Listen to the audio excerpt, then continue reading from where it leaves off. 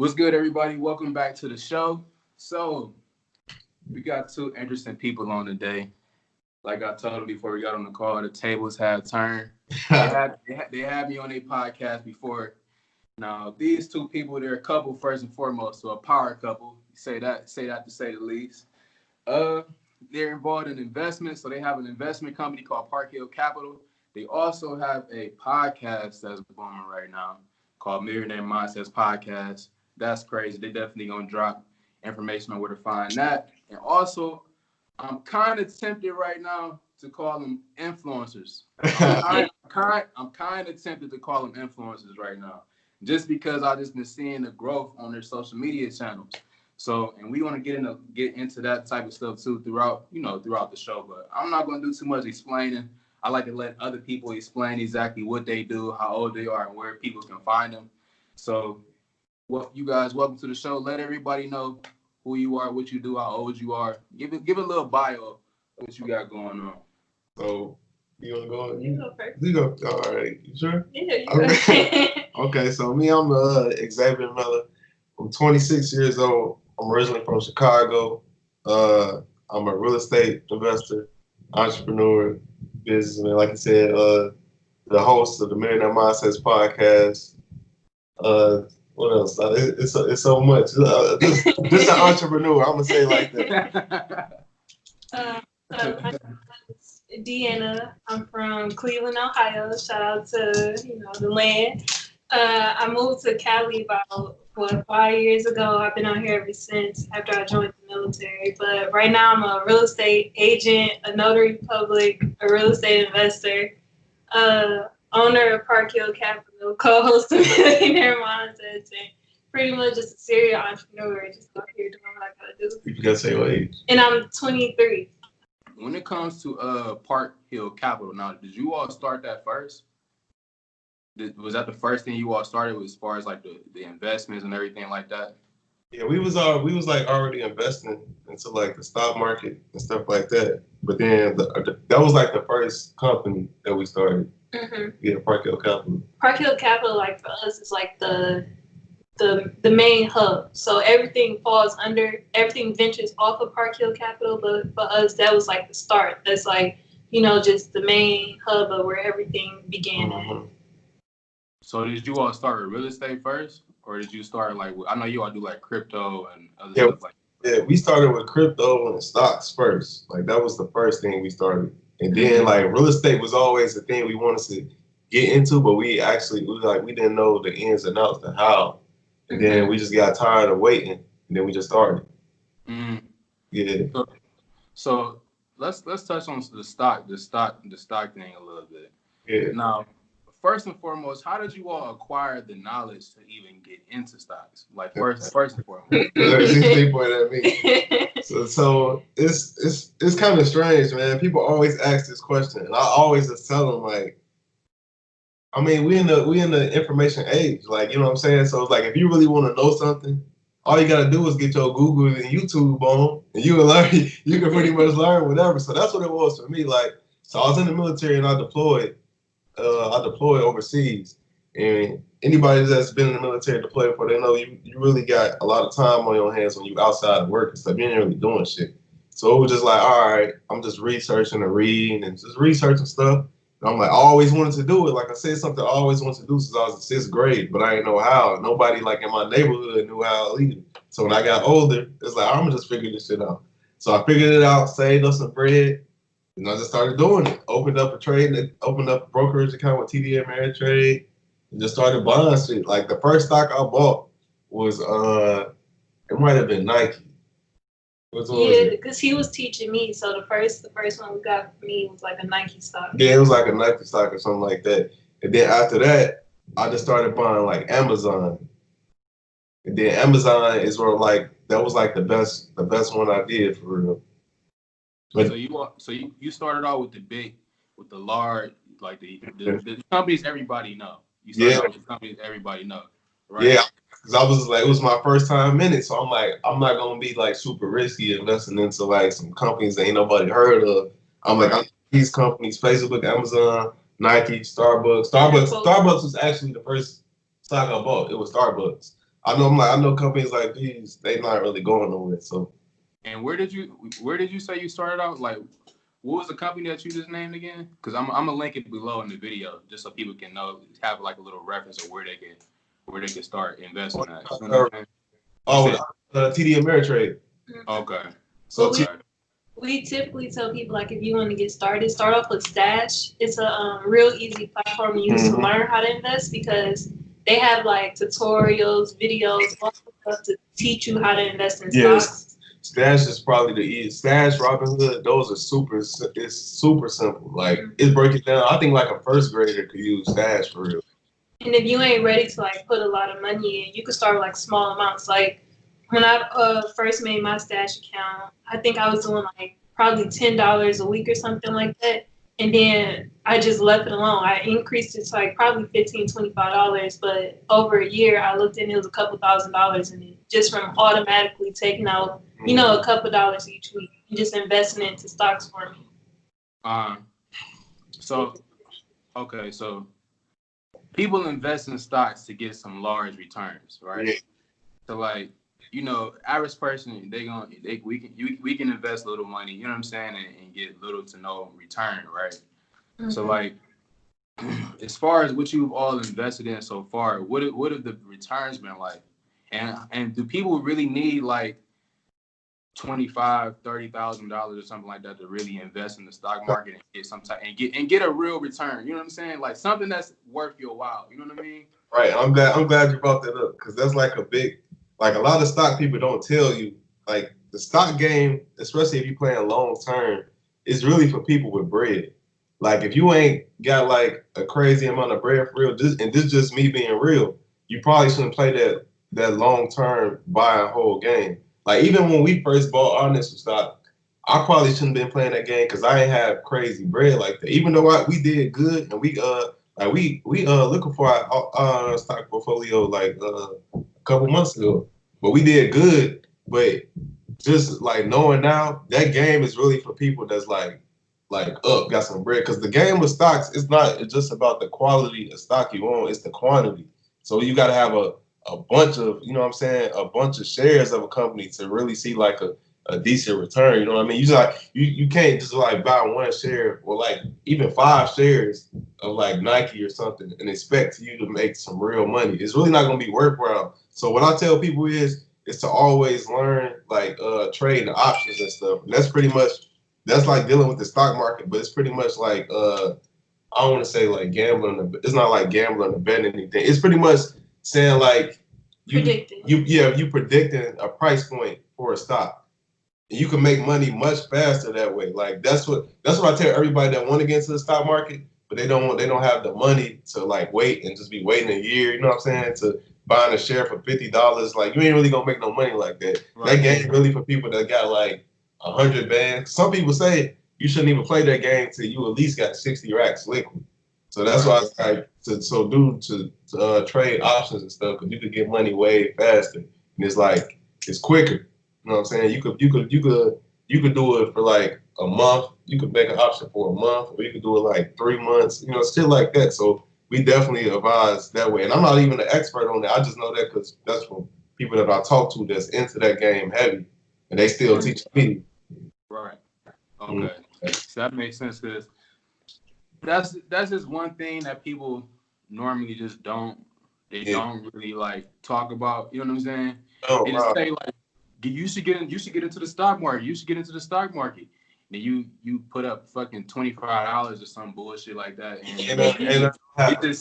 But you happy though, because you have ownership in the company. You're like, oh, I'm a Nike owner. You know what I'm saying?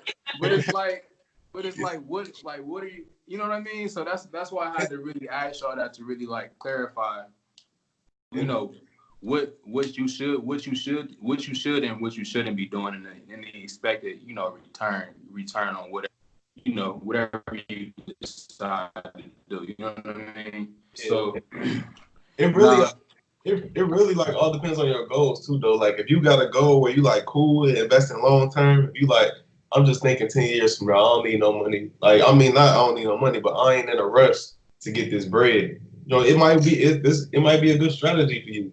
But most of us, if you start from the bottom, you're not trying to wait 10 to 15 years. You trying to like, you know what I'm saying, build your money up now. So then you can play that game of investing really, really long term type. And one thing I do recommend to, people around our age, they start having kids and stuff. One thing we did was we made investment accounts for our kids. We don't even got kids yet, but just for, future kids, but we made investment accounts. And those, they, ain't probably gonna have access till they turn 18, 21 or something like that. So that's cool to throw money in there constantly and letting that grow over that time period of time. Right, because you ain't thinking about taking that money out no time soon anyway. Mm-hmm. Yeah. That's interesting. I had a couple of people on the show that said something similar to that too, about them setting up investments accounts for their future children. So I'm definitely happy y'all touched on that. So now that y'all went into the stock market, y'all got that thing going out. Mm-hmm. How did the entire thing work out with real estate? How did it start? Yeah, just give us a summary of how you all built the portfolio that you had now. So, like I said, I was in the military. I was deployed. I saved up a bunch of money, pretty much, and it was something that, just like stocks, it's something that we wanted to get into. So then it was just like same thing. We don't want to wait and just be waiting. Like, okay, we gonna wait till this to do. We just like, let's just do. Let's just find something. Worst case scenario, we'll learn. Best case scenario, we learn, and everything's going well. So pretty much, Deanna, she found the first property. She found it, and you can just pretty much tell the story. So like, I had a lot of time on my hands, so I began doing my research and trying to see just like, what I could find. And I knew California was too expensive for us to invest here, so I started looking in Detroit and like Cleveland, like back home stuff. Like, if I could find a property out here, we could put some money into. And I ended up connecting with a real estate agent in Detroit. And I told her what I was looking for. And I had a house in mind, but that one kind of fell through. But she brought me another deal, and she was like, look, like this house, $16,000. It's already got a tenant in there paying rent every month. And let's put an offer in on this one. So we kind of weighed the risk, and I'm like, it's only $16,000. Like, that's exactly what I was just about to say. That's exactly what I was about to say. So let's just stop right there. Now I was literally just talking to somebody, and I actually talked to Xavier about investing in some property too, because me, I'm not like an investor like guy. Like, I'm not like a stock guy. I'm not like a real estate person. So I'm learning a lot of stuff myself, just like the people who watching this show right now. So me initially, I thought that you just needed some real paper to like invest in some property. Until I got on Twitter, which is a whole nother conversation. Until I got on Twitter and I just started getting a bunch of real estate people just following me. So I'm like, let me just follow you back. So I just started watching everything that they were saying, and then I started running into a bunch of stuff like wholesaling. I started running into a bunch of stuff like people saying that it's different types of loans where you can like buy a property for cheap and stay in the property and get it. It was a bunch of crazy stuff going on. So let's just make up a scenario. Let's make up a scenario right now. So say I got 10 bands right now, right? Say I got 10 bands. Now I graduated. Maybe I just graduated high school, and my parents gave me a graduation present for those people who have parents like that. Or maybe I'm in school, or I've been saving up my refund checks, or I just been working and just stacking. I got 10 bands in my account right now, right? Mm-hmm. What could you do with that? It's a numerous things you can do, but I'm gonna let you go into it. But I'm gonna just say one thing. Like, it depends on the market, obviously. Like where you looking to buy. You know what I'm saying? Like if you're trying to buy in California and you got 10 bands, unless your credit is like immaculate, you really ain't gonna be able to do nothing. But if you go into markets like a Cleveland, like a Detroit, like a Baltimore, maybe even like Memphis, if you got 10,000, you can make some shake. Now, another power in this though is like, partnerships. That's why we be telling people partnerships all the time. Like our last property, right? This for example, this is something that somebody that got 10 bands that they definitely could have benefited from. Like this last property is we bought, it was $17,000, right? And somebody, he partnered up with us. He put up a little over 8, we put up a little over 8. Now the rent is like $850 a month. So we splitting, do the math, we splitting $425. So if you got 10 bands, you could have did that. You could have put up your 8, still had 2 left over, start getting your rent for, you know what I'm saying? You're gonna make your money back. You know what I'm saying? So that's just one example, but I know Deanna wants to get into it. And that's, of course, the group economics. Another one I would do, 10,000. I would house hack. I would look for a house that's a duplex or multifamily. So 2 units, 3, 4, whatever I can find. And that 10,000 can be used as a down payment to get you the house. So the bank is going to look at it as a residential home instead of an investment property because you're going to live in it. Especially if I was about to go to college or something like that. If I could find a house in a college town, I would buy a house, put the down payment down, live in one of the bedrooms or units, and rent the rest out to people. And if you're using the FHA loan, you ain't going to use that 10 bands. Yeah, most likely. Depending on the price of the house, right. You won't use the whole amount. If the house is $200,000 with the FHA loan, you got 10 bands, you only going to put up, what, like 2,000, 3,000?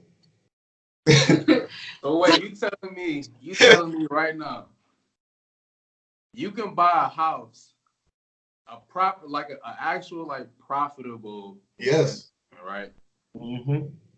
With not even the entire $10,000. No, you definitely you don't have to use that entire 10,000, bro. You wouldn't even depending on what type of loan in your credit situation. If like you use an FHA loan, you wouldn't even have to put up 5, bro. Depending on the cost of it.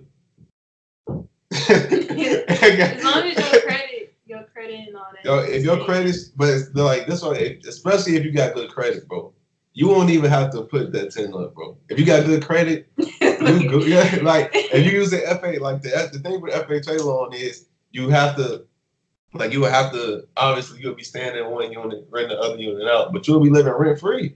You know what I mean? Mm-hmm. And you got the property, and you ain't put up all your money. It's like. And if you get more than 2 units, you could be cash flowing. Because then one of them paying the mortgage, and then the other two just bringing in you income. And even that's 2 strategies. And my last one is if you got 10 bands, auctions. So especially with Detroit and those lower income cities, you could find a lot of houses on auction for probably a stack, 2 stacks, less than that. Get a house. See if you could get a loan for repairs or something, or if you could get it off auction and then put it back on the market and sell it at a higher price. That's a different strategy you can use, but that's probably a little more advanced for the new investors. But those 3 ways is how you can make something happen with 10,000. So let me cut y'all off real quick. Okay, so wait, all right. So where can you actually find the information, the resources to do this? Okay, I got the money, I got the strategy, but where do I go? Where do I find the property? Where do I go to? You know what I'm saying? What's the steps after you actually have your strategy that you pick with the 10,000? You understand what I'm saying? What you mean? I don't know necessarily. Do you have to go to a real estate firm or something like that? No. I don't know. You know what I'm saying? No. This is what you would do. So you would just if you in that situation, you trying to do that. First, you would do is you would find a property. So whatever you interested in, and then after that, is there websites for that? Yeah. You could use Zillow. You can use Realtor.com. What's up? Trulio. What's some more? Redfin. It's multiple just platforms, simple platforms that you could just be searching. And a tip: if you connect with a real estate agent, they can give you MLS. Exactly, they give you MLS, and it's easy to find a real estate agent. They everywhere. So they'll you tell them your criteria, and they should set you up with a client portal or something that automatically sends you houses that match your search. That's on the MLS. Okay. Yeah. So now when it comes to the loan portion, like what's the process on that? So actually, the first step I recommend is getting pre-approved right. first and foremost. Because then when you start looking for a house, you know what ballpark of the purchase price you need to be in. So getting pre-approved is the first step. You can either start with your bank, a credit union, or just like a local mortgage lender. And go to one of those three people, and then they'll have to fill out the application. They're going to run your credit and, go through their own little process. But that should get you pre-approved. And once you're pre-approved, then you look for a realtor and start looking for a house. Okay. So we have that little situation. Now let's squeeze it a little more. Let's squeeze it. Say you have $3,000 to $4,000 or $2,000. No, let's squeeze it even more. You got $1,000. I'm gonna just say this: if you got $1,000, me personally, and we advise people when they talk to us, if you got $1,000, we would just say wait until you stack up some more change for real. Because you don't want to invest in a property and only have $1,000 because it's always unexpected things that can pop up after you acquire the property. And if you ain't ready for it, you ain't got no money. All you got is $1,000. It's like you'll be like, damn, I should have waited anyway.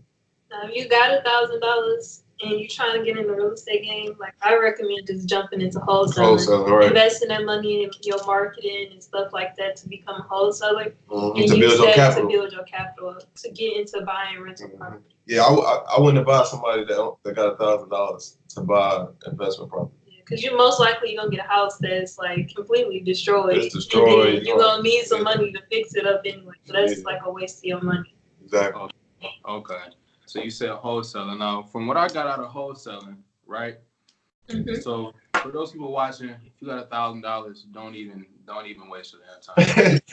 But if you got 10,000, this might be some situations. Somebody might find a crazy situation. The average person doesn't do it. So that's what I got out of that. Just don't even waste the time. Don't even think about it. Yeah, but she said something about wholesaling though. So I've been seeing a lot of stuff about wholesaling and people getting some stupid checks like off of wholesaling, like 10, 20. I even seen this one check, it was like $35,000. $35,000 spread. So I'm like, what the fuck? So I started looking into it and whatever. So what I got out of it was you're pretty much just finding deals, finding good properties that'll be good investments for investors, and just going and talking with whoever is selling that property and getting an agreement saying like, hey, I can find you a buyer. And then you just find a buyer and then take a commission out of it. Right? That's pretty much the entire ordeal, right? Or am I missing something there? Just a little quick.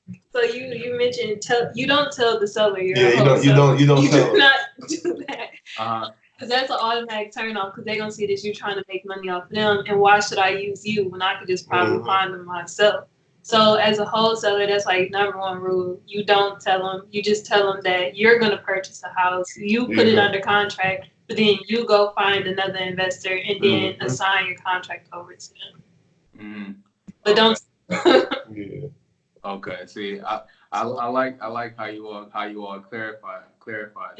But pretty much you just stay in the middleman because of course you got real estate agents, but the real estate agents. But it's like you got a lot of fees when it comes to using a realtor. And if you got like a kind of a distressed property and all that, you're just trying to get rid of or something like that, then you use a wholesaler can come in and take on that deal and just find an investor. So pretty much for the people with only $1,000, wholesaling is the way to go. Yeah, now, wholesaling. You don't even really need to like look too much in depth to find information on wholesaling. Like it's so many resources out there, it's ridiculous. Like I ran into something that was like called Bigger Pockets or something like that. And it just laying shit out. And I'm like, damn, like they just laid it. And it was like a bunch of different YouTube channels and stuff like that. So I don't even want to get into like where can you find wholesaling. I don't even want to get into that. And it's a bunch of a good course is for like $500. So if you got 1,000, pay that $5. You got 500 left. Start doing the shit. All you need is at that point is like gas money to drive around. Gas money, the bandit signs. Right, bandit signs. You will be good. So I would definitely go that route if I only had $1,000. Facts. See, I like creating scenarios just so people can envision themselves and whatever it is we're talking about. You know what I'm saying? Mm-hmm. So I like that. Now, okay, so you all got the investment thing going. You're moving with that. You got the properties and whatever. Now you're moving over into podcasts.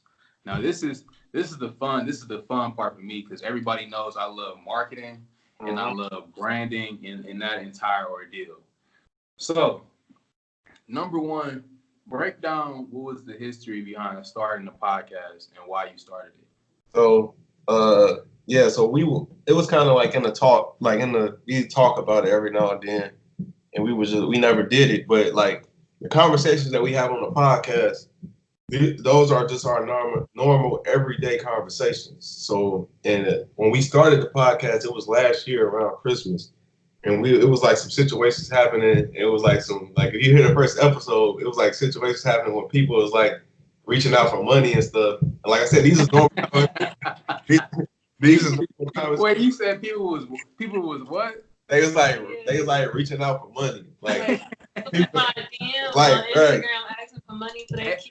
Hey, I can't even lie. I mean, every week, I get at least 2 random Cash Apps requests every week. I had to like change my Cash App name because it was the same name as my social media name, so people can just type in and it would pop up, and it'd be all type of crazy requests. But yeah, I had a little experience with that. But go ahead, I just had to let you. Yeah, that's pretty much. Like people was like DM and ask for money. Like I said, like the business conversation, those was already conversations we was having. So this day, whenever we was talking, we was just like, let's just record it. And this was we got and just started recording the conversation, and we just put it out. So that was the first episode, and then after that, we just like continuously put episodes out. So with the podcast, right now, you all have over 50 episodes, right? We have 52. Yeah. Yeah, 52. Okay. Now, with those 52 episodes, what have you been using to make the Anchor? Anchor? Yep. I heard of Anchor. Anchor app? Yeah, I heard of that. Yeah, we just been using Anchor, bro. It's like people, when people ask me about the podcast, I just keep it simple, bro. Like it ain't no complex shit we doing. We just use Anchor and just record it like that. But yeah, like over time, obviously we gonna like do bigger like shit with it and make it more like better than what it is. But yeah, we started off, bro, simple, just using Anchor, bro, and talking, recording. No, it's a reason I'm asking this question right now. Yep. Okay, so you started with Anchor. How much Anchor costs? You pay a subscription or something? Nothing. Zero. Right? Yep. So you've been putting out, how often do you put out content? So it depends. Like we'll put it, I'll just say this, once or twice a week. Sometimes it's once a week, sometimes it's twice a week. Okay. Now, you put together this free thing, right? This free thing that you put out consistently over time, right? How much value has that podcast brought you?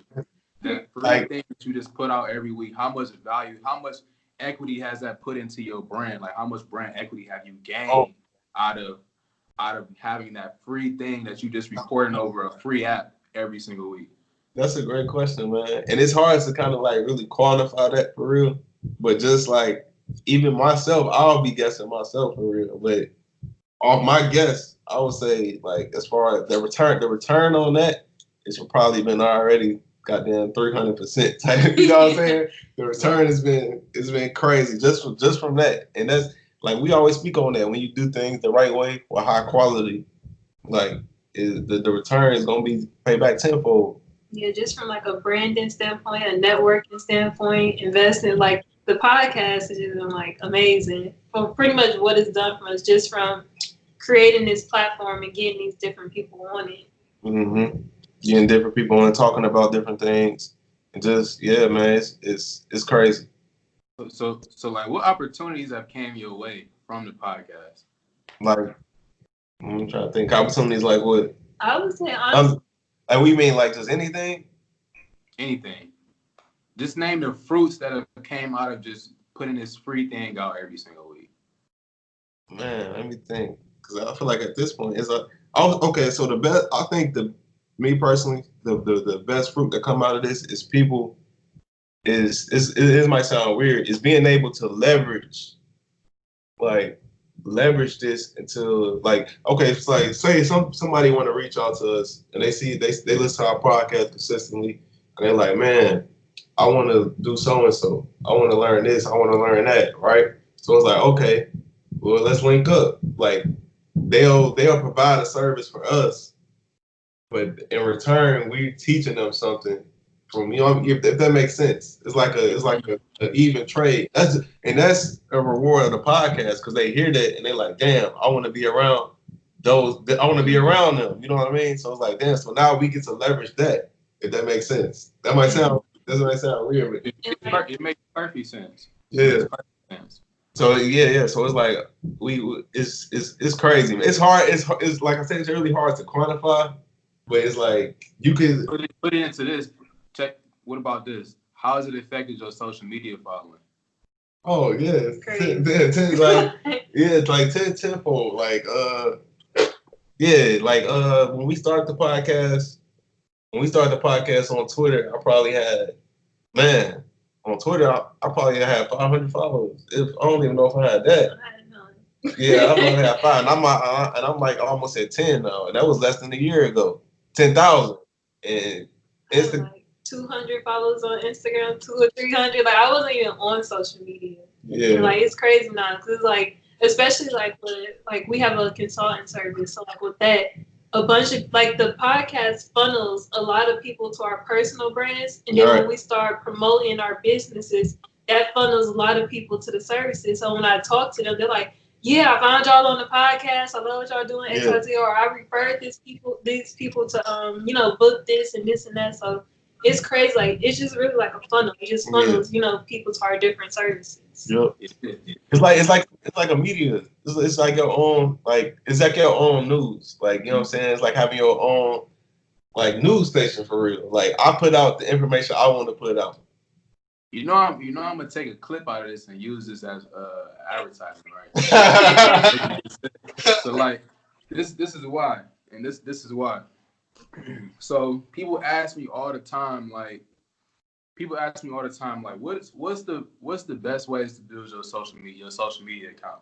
What's the best ways to build your social media account? Or what's the best way to build brand equity? Like brand equity is major because it's a lot of people that don't know what exactly I do, but they just fuck with me just because I have brand equity. You know what I'm saying? Like they just trust my brand so much that they don't even care to look at shit that I've done. You know what I'm saying? Mm-hmm. Like you go up to somebody and be like, hey, they'd be like, hey, I do haircuts. I cut people hair. You'd be like, well, let me see some of the cuts you did. When you have brand equity, you'd be like, I do haircuts. They'd be like, all right. You know what I'm saying? It's literally it's like a whole different. It just gives you a whole different type of like power. Like power. That's the only way I can really explain it. And when I be telling people, I'm like, look, there's only 3 ways to really build your social media. Number 1 is entertain people. So that's either being funny, doing stupid shit, making people feel like they have an escape from whatever bullshit is going on in their life. You entertain them. Number 2 is informing them on something. You inform them on something. So that's either like doing a podcast, like how you all do. Oh shit. Doing a podcast like how you all do, or maybe you have like an online course, like people who talk about credit, or stuff like that. And I'm just gonna stop at those 2, but when you combine those 2 things, you actually entertaining people. Like on y'all show, y'all talk a lot about money, but then on y'all social media account, y'all still fooling around talking about other stuff. You know what I mean? So you like combining that entertainment portion with the informative portion is literally making your social media account explode. You know what I'm saying? People are literally coming to y'all for a specific a specific thing. You know what I'm saying? A specific free thing that you're just putting out every single week. You know what I'm saying? And it's definitely, I don't think it's probably easy to continuously, you know, do that. You know what I mean? And I want to get into that too, but it's just all about finding some type of content to really like provide, you know, some type of value. And it's really not even that complex. People try to make it super, super complex. And you all have 500 followers. You found a way to provide value, found a reason for why people can come to your page, and now your shit is exploding. So it's like a formative that you can literally just keep repeating, and anybody can really do it. You know what I'm saying? So like, you know, I'm happy that y'all said that. Now I want to move into getting guests. Now, what's your process on getting guests, and what's some difficult things that you ran into trying to get guests? So the process is very simple. Like, I just reach out to people, or people reach out to me. And a lot of people that I had on is like, we was probably already politicking on social media or something like that, or we talked before, but it was like we was already kind of fucking with each other. So it's like when I asked for them to come on, it's already like, oh yeah, I got you. Or when they just hit me up and say, I want to come on. Because at this point now, to be honest, and this is not to sound arrogant or anything, at this point, we don't really go looking for guests that much no more. We don't really have to, because it's people that's like reaching out like, hey, I think this person would be a good guest. Hey, I would like to be on your podcast. And it's like, all right. When we started, it was like some people that was like curbing us. And I always say like everybody that's like pretty much curbed us, they came back around. It's like, hey, right. That's being arrogant or nothing either. But and I didn't take it personal, because I understood what it was. I understood I had to become a brand of value to be associated with the brand. Why would they just, you know what I'm saying? Like, why would they just come on anybody podcast that probably ain't got no following or nothing like that? So I understood. I never took it personal when they did pretty much curve me. But so it is what it is. But yeah, it's a very simple process, man. Just reach out to people. I mean, social media, you know, everybody got access to DMs or something like that. Are you doing it more so over Twitter or Instagram? Both. Yeah, both. It was like, yeah, it's probably like a good blend, a good balance of both, like using Instagram and Twitter. What have you seen the most results on? Twitter or IG? Twitter. I'll probably say Twitter, but it probably wouldn't be like that much of a. Yeah, I would probably say Twitter, like 60-40 Twitter. Okay. Yeah. I'm glad you all said that, because I'm definitely gonna use that. Yeah. So, you know, Twitter already engaged. You know what I'm saying? When people get DMs on Instagram, it's like, oh man, what this person want type shit. But Twitter is like, you know, especially if it's somebody that you probably be engaging with, they gonna be more prone to do it anyway. Mm-hmm. It's like, that's facts. Kind of taking advantage of other people's brands too, because it's like when we didn't have any brand, us taking advantage of our guest brands helped us a lot with building up quicker, because we just leveraged their audience, and now we built ourselves up. So now we don't have to really depend so much on our guests' audience. We already have our own following to back it up. Mm-hmm. That makes perfect sense. So I was excited to ask y'all about doing a podcast and things like that, because people just think that either everybody is doing it, so it's like no point of really doing it because everybody is doing it, like the market is saturated, whatever people say, some bullshit people say. So that's that. And then secondly is just finding guests. Like even me, when I reach out to people doing this thing here, I'm just literally just DMing people over social media. Just literally just DMing people over social media, or maybe sending an email here and there, depending on how big they are. So like this, and it's literally that simple. And I just wanted to ask y'all that to really just back up what the things that I say about how easy it is to really start doing this type of content, and then the type of results that you will see from actually doing it. You know what I'm saying? So like, that's why I'm super excited to like just because y'all said. That's why I'm gonna use this shit as an advertisement, just to let people know, like, it's really not that difficult. Yeah, but the thing is though, it just gotta like I tell people, it gotta just be good. Like, you know what I'm saying? You can't, like, a lot of people, I see a lot of people, they be starting podcasts, and I'm a type of person, like, I pay attention to like everything. Like, as far as when it comes to like the way people do their brands, marketing, I pay attention to every, like, it don't even gotta be a field that I'm in. I just pay attention to the way people do shit. And it's like I could easily identify some bullshit. Like, first, like, nah, this ain't it. I could be like, yeah, they should do this better, and then it'll be much better. Like, I just, like, I think that's what really kind of benefited us, because I was paying attention to shit so long. Like, I was really like a student of just, like, I don't want to say entertainment, but just like the content wave. I was just like a student of it, paying attention to like what's good, what people react to, what's not, and then that kind of helped us a lot. But that I just want to say that just for people that might be thinking of starting one, you got to make sure that shit good, because like you said, it is a lot of people in the podcast game. If your shit ain't good, it ain't gonna stand out for real. Then you ain't gonna want to do it like that much, because we ain't get no reaction, no traction. Then you gonna be like, man, fuck.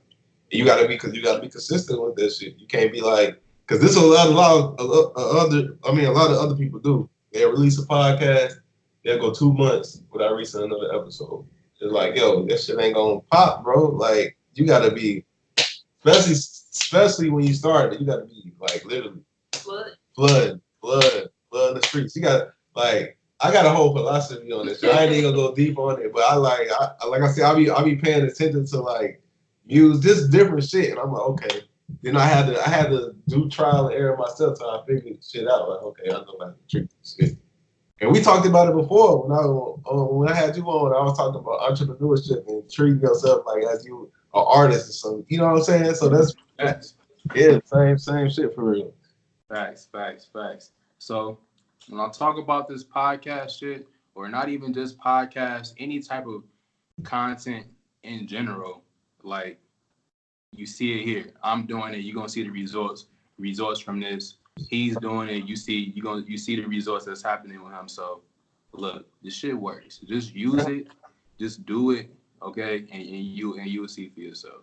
So that's that. I'm happy that we touched on that. Now, before we really like wrap things up, I have a couple of just interesting questions I want to ask y'all. So number one, to both of y'all, what's something that you're not good at? What's something that you're not good at, that you struggle with? When it comes to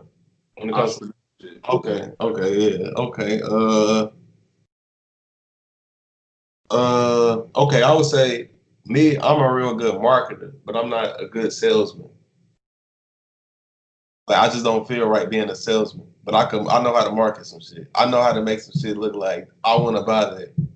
Mm-hmm. Gotta say, buy this from. Like, I always feel weird when I'm doing like salesy shit. It just don't feel like me. Mm-hmm. Yeah. Okay. Yeah. Okay. And what about you? I would say mine, in a sense, is social media. Like, putting myself out there. Like, I'm a real private person. I could be real reserved. I like to just, if we're gonna talk, like, I like to kind of build it up or talk to you in person. I'm not like a big, let me be on social media, like, engaging all. So that's probably my flaw.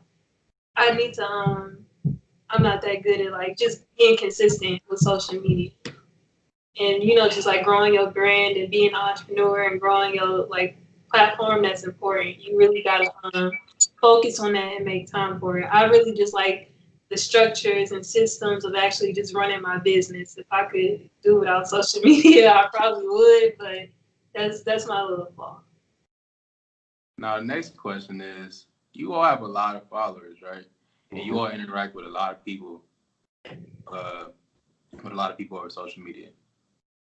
Who's one person, if you could partner with in the business, who would you partner with in your following? In my following that follows me? that follows you or you follow them? Who would you partner with if you could start another company? Who would that be? What, you got somebody in mind? I would say, I don't know her Twitter handle, but Kay. She's a real estate investor and property developer.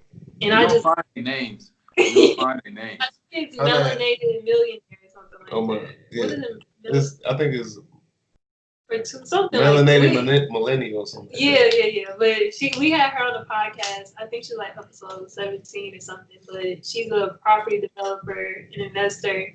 And she killing it on the construction side. And like, if you just like watch her social media and see what she be doing, like building stuff from ground up, like I just love it. So that's kind of like my goal to get to that point with property development. Like that's in my future. But that's one person. If I could like start a business with or partner with, it'd probably be her. I feel like she got a lot of game. No, she do. She got a whole lot of game. And yeah. Me, like that's a very good question. It's kind of weird, and I think like it's weird because it's like I think people that I would like to do business with or partner up with on things, kind of people that we already like in the works of partnering up with on, like people like Brandon and like Josh. We did the schools thing with me and Brandon. He helped the foundation. Yeah, with Brandon he helping me with this real estate deal. So it's like I'm kind of already doing business with him, like in a way. Kind of. If that makes sense. Makes sense. They are connected. That makes sense. So, interesting question. Now, what's your plans for the next 2 years? And that's where we're gonna end. I like. What's your goals for the next 2 years? So between the next 2 years, I want to own at least about 25 properties. I want to grow our podcast because right now we like in the top. Last time I checked, we was like the top. We was like 105 business podcasts in the country. Like rank 105. Yeah, I saw that. Yeah. I want to grow. I want to 2 years from now. I want to be in the top 15 at the least. And have 25 properties. And just continue, like, basically, I would say this: just continue what we're doing right now, just on a bigger scale. Like every couple of years, I want to do what we're doing now on a bigger scale. Even might be branded off to a couple of different things, but just doing everything right now, pretty much magnified. I see it, man. And I believe in everything y'all got going on, man. That's why anytime y'all hit me up, I'll be on it every single time, man. Like whatever y'all need, man. Just always reach out with it. Definitely got a lot of faith in everything y'all do, man. Y'all literally killing it right now. I can't scroll through my damn TL without seeing either you saying some shit or Deanna saying some inspirational shit. So man, I definitely appreciate having y'all on. So one more time before we get off, let people know where they can find y'all, on social media and where they can find your podcast too. And then that's where we end. So you can on Instagram and Twitter, you can find me at Xavier C. Miller. It's Xavier C. Miller.